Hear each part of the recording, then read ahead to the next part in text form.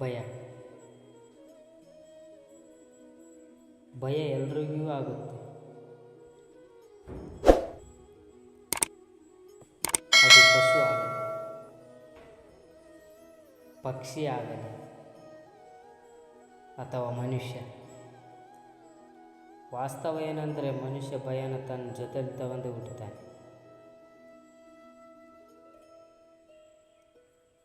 ಅಂದಮೇಲೆ ಈ ಭಯದ ಬಗ್ಗೆ ಭಯ ಯಾಕೆ?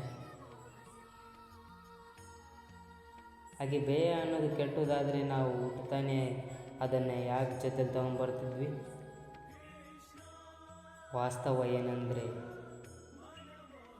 ಭಯ ನಮ್ಮನ್ನು ಮುಂದೆ ಹೋಗೋಕ್ಕೆ ಪ್ರೇರಣೆ ಕೊಡುತ್ತೆ. ಈಗ ನೋಡಿ,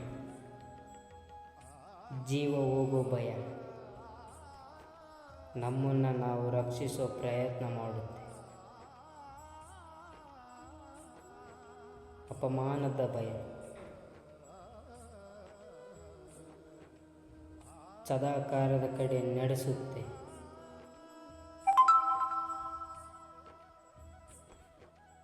ಯಾರನ್ನ ಪ್ರೇಮಿನ ಕಳ್ಕೋ ಭಯ.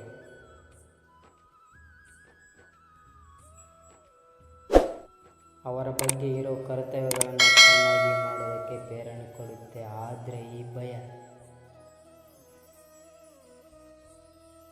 ಭಯ ಯಾವಾಗ ಕೆಟ್ಟದ್ದು ಆತಂದರೆ ಯಾವಾಗ ಅದನ್ನು ನಾವು ನಮ್ಮ ಮೇಲೆ ಸವಾರಿ ಮಾಡೋಕ್ಕೆ ಬಿಡ್ತೀವೋ ಆಗ. ಅದಕ್ಕೋಸ್ಕರ ಏನು ಪ್ರಯತ್ನನೇ ಮಾಡೋದು. ಹಾಗಾಗಿ ನಾವು ಭಯವನ್ನು ಉಪಯೋಗಕ್ಕೆ ಹೋಗಬೇಕು ಅಂದರೆ ನಾವು ಸ್ವಯಂ ಭಯದ ಮೇಲೆ ಸವಾರಿ ಮಾಡಬೇಕಾಗುತ್ತೆ.